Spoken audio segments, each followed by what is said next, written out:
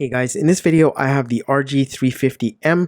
It's essentially the same as the original RG350 that I reviewed before, but in a metal enclosure.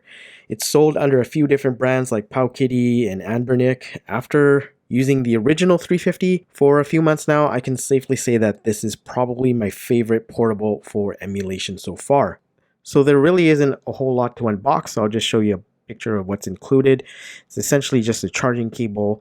It has an HDMI port, a mini HDMI port, so you can just use one of those cables if you want to hook it up to your television. That cable is not included, but a USB-C charging cable is. Now, the first thing you will notice that it is now made of some sort of alloy metal.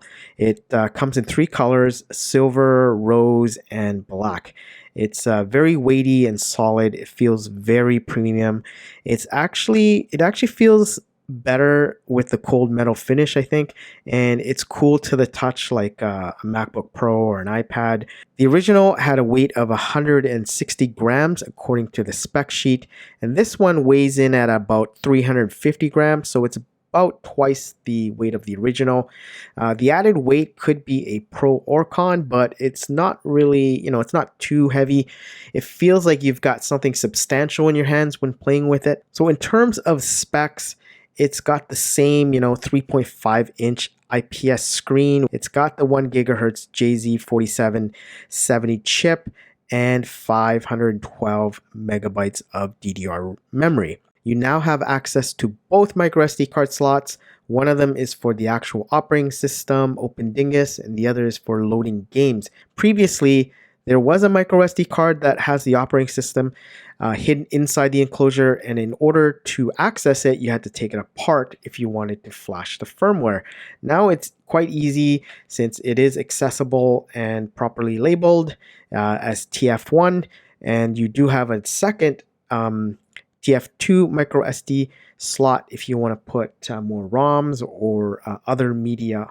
Previously, the dual analog sticks were offsetted, and now they're both at the bottom of the unit itself. So it's kind of hard to hold, especially if you play a lot of games with dual analog sticks. Personally, for me, I don't play a lot of games that use it, so I like having the D-pad higher up with the four action buttons. They also relocated a bunch of buttons, so I'm not really sure if I like having the power button on the right hand side so easily accessible, for me to accidentally press with my hands, or the volume adjustment on the left. So by default, there's already a whole bunch of ROMs loaded in here. I found most of the games that I wanted to play in there. There was a couple that I had to load myself. Overall, it's got a really good selection of games, so you don't have to go searching online or anything for some of these classic games. So I'm going to run through a few games just to show you the performance.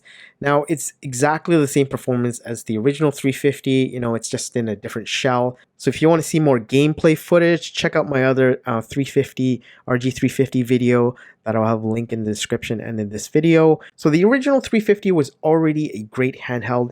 Now with the premium metal enclosure, it's much more improved in terms of handling. It feels really nice in the hands, and even official handhelds from Sony or Nintendo aren't made of metal. So hopefully it's a trend that catches on, because I think it's really cool and it's more durable.